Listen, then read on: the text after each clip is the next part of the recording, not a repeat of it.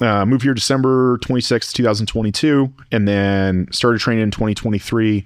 Was initially going to do a meet in April, realized that timeline was stupid. I typically make bad decisions when it comes to picking timelines. So my wife was like, hey, this is a dumb timeline.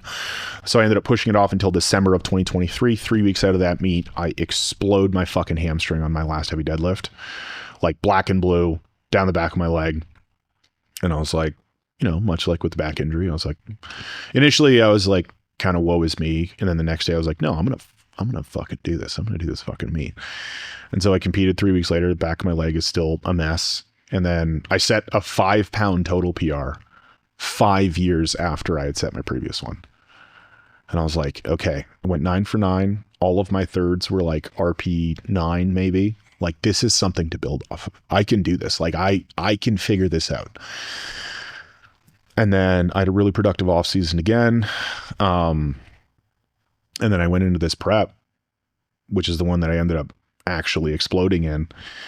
And like, you know, my training total was nearly 1,900 pounds. And I was like, okay, I got this. Like, you know, based on my thirds, like I'm looking at probably like a 1940, 1950 in sleeves. I hit that, which should all be within reason. You know, I'll do one more meet. That's the 2K and I'm out of here. And then obviously best laid plans of mice and men, right? Yeah. Yeah. So both quads. Yeah. So it was, it ended up being, both patellar tendons, both medial and lateral retinaculum. I ended up, avulsing my tibial tuberosity on my right leg. I ended up tearing my adductor magnus off of the adductor tubercle down at the knee. I tore my rec fem. I tore a bunch of other hip flexors. And then Just on your third? it was on my third. Yeah. And then cause I hit the hole in I felt the right one start to go, and I've partially torn up my patellar tendon before. And I was like, you know what? I'm just going to stand up. It's going to be a little fucked up. I might have to token deadlifts, but I'll still be able to bench. On the third? On the third. So there was nothing on the first or the second that you were aware of? Awesome. Okay. Felt so good. And then on the third, I got about 3/4 of the way up and I start to wobble. And I was like, this feels really weird. And then I felt it just, and then obviously there's no extensor mechanism left. So my hamstring contracts. Right leg comes completely off the ground because my hamstring's firing hard. Shit rolls downhill, fall on the left side, and then I explode the left patellar tendon. And that one was transected, so it was right in the middle. Mm-hmm. So they had to overlap it to reattach it. It didn't come off the actual patella. So the catalyst was the right knee first. Yeah. Then everything else is just casualties. Yes. You know, or it's innocent bystanders just getting whacked, you know, where if I'm not, and this is nothing against the spotters, but if they knew that the knee snapped when it did and they took it, all the other stuff wouldn't have happened, but they don't know because they don't feel what you feel. Yeah, exactly. Right? And the thing was it was between when the right one went and I fell was 1/4 of a second. Yeah. So, you know, and the thing was when I initially, you know, I had people say to me afterwards, they're like, oh man, like, you know, those spotters should have done X or Y or Z differently. And I was like, dude, like, unless you've been put in that position, and I've never been put in that position, I was like, I don't know how I'd fucking. No, the reason I pointed out though is, and you probably see this because we'll discuss injuries here a little bit deeper, is a lot of times people will have that first thing, the first synapse or whatever, the first injury. But then there's all these spiraling things that happen, which is like casualties of war, right? They weren't the precursor or the cause. They were just everything trying to keep you from becoming completely debilitated. Right. So it's all downstream. But many times people will look at one or two of those downstream things and think that was the causation. The causation, was that little thing that you felt weird. You know, just minute moments before everything else went haywire. And then they never address that. You get what I'm saying? Absolutely. And then it will reoccur. Do you think that, how does the previous quad tears play into this? Yeah, so that's actually a very good point. And so what had happened was with both of those previous quad tears, which were just muscle belly tears, right? They didn't require surgical intervention. Both of them spoke to the exact same thing, which is I tore my lateral quad, my TFL, left side, right side. And when I squatted, I always, because I came from, you know, like when I whenever I squatted, I would always squat like Olympic style, like high bar, ass to grass, dump into the bottom. And there's a lot more forward knee travel in that. And when you end up in this super upright, because I also have short legs, when you end up in this super upright extension-based posture and you're trying to squat super vertical, you just dump into your knees all the time. And so I think I got really fired up, and then I would dump into my knees. And then because you're in extension, your femurs are kind of rolled out. Because those femurs are rolled out, that lateral quad is getting beat up, and then eventually it tears. And so for me, that should have been the check engine light, 4 years, 5 years prior of like, hey, we need to retool your squat pattern. There's something here, like these tissues shouldn't be stressed this much. Like this is a leading indicator that something will eventually happen, because you shouldn't be tearing your quad on things like this. Mm-hmm. Like this doesn't make any sense. It's because there's something wrong with the movement pattern. So had I fixed that at the time, who knows what would have happened? But to answer your question, like I think that was the writing on the wall, and I had that writing on the wall 5 years prior. Yeah. Well, you learn from the injuries, or you should, to be able to go back through. So with all that you've learned from tearing yourself apart, because you work with a lot of clients now. Yes. And are they all powerlifters now, or have you migrated somewhat away from that? Yeah. So I would say probably 85 or 90% of my clients are powerlifters, company wide, probably 90%. Okay. I have some Gen Pop people who just, they resonated with what I was saying, and I just train them for Gen Pop, and they have no intention of ever competing, and maybe they'll bulk and cut and do kind of more basic Gen Pop stuff, but they're still squatting, bench pressing, and deadlifting. But I train mostly powerlifters, and company wide, it's mostly powerlifters. Okay. With the powerlifters, a point that I want to make, because I revisit this every year, maybe more than once a year, is how many there actually are, right? Because you can go to open powerlifting and stuff like that, but that still becomes a little complicated.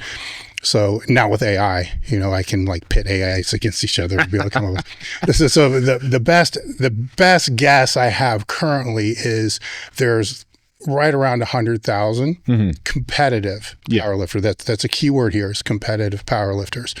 And if you go back a decade prior, maybe 50,000, so a double in growth, 5 to 8% each year. It's been a little bit less growth over the past few years than years prior to that, but that's about what it is. But there's this other cohort now, which would be non-competitive powerlifters. Yes. Where when I was coming up, we would call people that train like bodybuilders, like closet bodybuilders. Like they're never going to be, they're not really, bodybuilders. That number is probably 1 to 2 million. 100%. So that's a huge number of people. And so when you say the powerlifters, are you speaking the competitive, or are you also speaking that other cohort of people that train like what will probably never compete? Like that. Okay. Right? So I would say of actual competitive powerlifters, it's probably 65%. All right, cool. Because that's a topic I really want to get into. Yeah. So we'll circle back to that. But with the injury part of this, because you're going to run into, clients that have injuries, because if they are the competitive, right, there's going to be a distinction here between the competitive and non as we keep going on. But if they're the competitive, the injuries are going to happen. Yeah. Now, yes, I understand, and I'll say it for you, some of this can be out of scope, right? So with that being said, you still have to help navigate the scope that you're in, with a lot of competitive / idiots sometimes. So there's a distinction, right? And I get it, because I was that. I kind of still am, but that's a different model, right? Because they get hurt, let's say your first quads and stuff like that. It's the question when I was sponsoring a lot of these guys, the question I always got asked first after any injury was, how long is this one going to take? Right? Because they want that to be the least, possible. When they never asked that, I knew they were done. Yes. Right? And that's the game, for that cohort. How do we reduce this to the minimal time period, which it's kind of stupid, but I did it. And I did it even after George Halbert, who I used to train with, was great one of the best bench pressers of all time. I'd always have recurring pec strains, and I'd always come back faster. And one time he said, if you just let this heal for another 3 weeks, maybe you'll strain it, once every couple of years instead of 3 times a year. Yeah. You ever think about and it made sense, but I still didn't fucking do it. Yeah. I just found ways to kind of hack the recovery. Yeah. To be able to trim, because his point was, look, it's already taken 4 weeks, 3 weeks, whatever it's already taken 3 weeks. What's another 2? What's the difference between 3 and 5? The meat's 20 weeks out. Why not make it 6 and make sure it's, more bulletproof, but you still got to be able to push it down to here. It makes total sense. But when you're in it, you know what I'm saying? It's not that. It's like, no, every fucking session matters. And I already missed 2. Yeah. So this is like another one. And so then you're like using knee wraps around shit, to be able to support all this other kind of stuff, which is insane, but I get it. Right. And I know how to help people do it, which is fucked up, but I try not. How do you deal with that? Yeah. So I think and now it's peptides. Yeah. So it's not knee wraps. And that's the thing, right? Is like, I think I always have the conversation with them of you just lay out the potential futures, right? So on one end, we have, like you said, this possibility where it takes maybe 2 or 3 weeks longer, but then it's done. Or takes 2 or 3 weeks less, and then you could actually re-aggravate it and potentially even make it worse. And then you might be out for 4 months, right? And it's one of those things where it's like, you're actually saving time here, taking longer. You're saving time because then it's not going to come back. And this, you see this a lot, especially in any kind of like, okay, so you have that. Okay? Yeah. So I'm the client, and you've already told me that, right? So I go in that next week, and I'm squatting, and I'm doing what I'm supposed to do. But man, the fucker feels good. Yeah. So my check-in is going to be, it felt good. So I went ahead and did. So then you get what I'm saying? This is real life. Yes. This is what happens, right? So then how do you reel that back? I mean, honestly, it's just, I prescribe them low to subsequent week. I'm like, you know what? You let the monkey out of the cage, so to speak. You're not allowed to pick the weight next week. Or what we do is, because a lot of my clients train within a conjugate setting, I have something called like a pull the plug variation, which is something that is so difficult to do that it's impossible to go heavy on. Such as, give me one. 5 second eccentric, 2 count pause front squat to a box. Yeah. It's like, listen, asshole, if you want to go heavy, which you're totally allowed to, it has to be within the constraints of that exercise. Well, the strain's still there. Like everything's still there. So Yeah. you're still feeding the beast, but you're doing it with a lighter load. Exactly.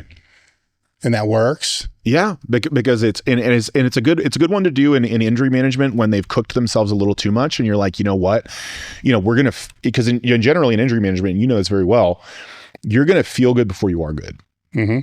And so, kind of having them know, it's like, hey, you had that session, we got away with it, but we're not doing that again. You're doing this the subsequent week, and then we may be even doing this the subsequent week, and then we're going to control the rate of progression after that. Because these huge deltas up in intensity or huge deltas up in volume are the thing that cause recurrent issues. Yeah. Because it goes in phases. Like, what's the popular injury now? Say the last couple of years. Have you seen it kind of go in phases too? Quads. I think it's quads. I think it's quad tendons. I can, like Paul and Eden and I wrote a quad tendon, patellar tendon rupture manual to how to recover from those. We've had far too many downloads. Yeah. No one should be downloading that. We've got a lot of downloads. Now, some of those people are just interested in those aspects of rehab, but but not. Yeah. But it's like I had a buddy. I mean, Jordan Jarrell. He was at Power Surge whenever Power Surge was. He ruptured one of his quad tendons, and not in a million years would I have thought that happened to him. But I'll get people reaching out to me at least once every 2 months. Hey, I saw what happened to you. This happened to me. Can you help me? How do you think this has become the more popular injury at this time? Everyone squats in heels, and everyone squats into their knees now.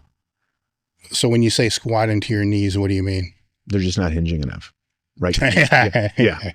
Narrow stance, shoving everything forward. Yeah. And it's like, well, yeah, that works until it really doesn't work. Yeah. Well, the reason why I'm laughing is we just had one of our train your ass off things, and it's weak points also become this cyclical thing where it's different every few years. Yeah. Right. And I have a hypothesis on kind of how that was, where a few years ago it was the lats, not being able to engage the lats. Yeah. Right. And I think that kind of got solved to a degree because of remember all the stupid Instagram post of here's how you do a 1-arm lat row, right?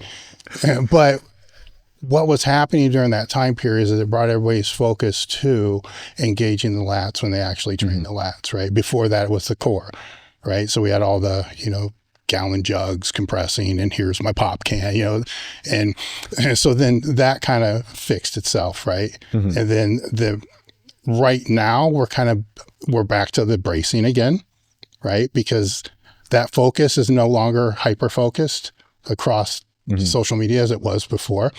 And the lats are good.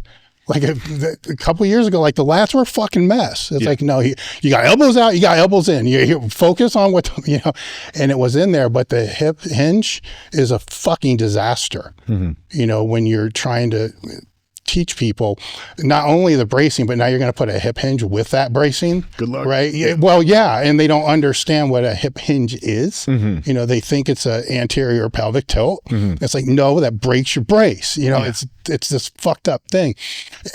But it seems to be that the bracing's broke because the hinging is not well understood. Right? So you guys need to start making a whole bunch of videos about hip hinging, then that will be fixed, then the lats will be fucked up or whatever it's going to be. I keep waiting for pecs to come back, but they haven't been, and so stay with that. So would you agree that it's both, right? Because you got to have both, right? But one's, like if you can brace effectively, it kind of takes care of the hinge. Yes. Kinda. But if you can hinge effectively, it should also kind of take care of the brace. Yeah. Right. So where do you put your focus if that's what it is now? That's what the weak points. That's why you're seeing these downloads, because the downstream impact of that is this. Actually, the real downstream impact is they're just falling forward on their squats, and the squats are not progressing. Yeah. That's where they see it. But yeah.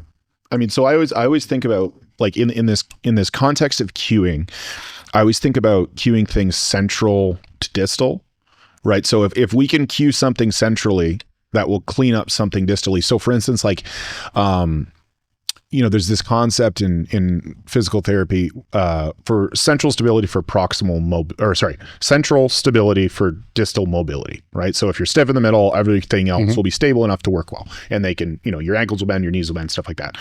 So if we can accomplish something centrally brace wise, right? Because it all just kind of comes back to the brace, unfortunately. Everything else should organize around that, because the hinge should be very natural if we can maintain our brace. And if we can hinge naturally because the brace is maintained, then we're not going to dump into our quads, then we're not going to tear our quads. And then the other thing too is if we're hinging sufficiently while still having forward knee travel, then we have equal contribution from hips, hamstrings, quads, adductors, all that stuff, and then we have a really powerful squat. But when we start to deviate too far to one end of the spectrum, where it's too posterior chain or too anterior chain dominant, on the posterior chain dominant end, we end up with potentially labrum issues. Right? We end up with a lot of SIJ issues because you're so cranked into extension trying to stay upright so you don't fall forward. And then kind of funnily enough, the same thing on the other end, because you're trying so hard to stay upright, but you're just beating up your quads as opposed to your hips. Now, when you say that the shoes are putting them in the hinge? Sometimes, right? Because it's, for some people, and you've seen this as well, you put them in a heel and it just fixes everything immediately. But then some people, it almost reinforces the shitty behavior. And so it's getting them to understand, like what I always tell people is, you've seen Yuri Belkin squat. Like that's exactly how a raw squat should be, which is you start slightly hinged forward and then you just kind of swing your belt buckle towards your heels. You start slightly hinged forward, you swing your belt buckle towards your heels. That's going to give you a sufficient amount of hinge. It's going to allow you to maintain your brace, and it's going to give you equal contribution from your anterior and posterior chain. And if you can do that, and you can add load to that, pretty much everything works out.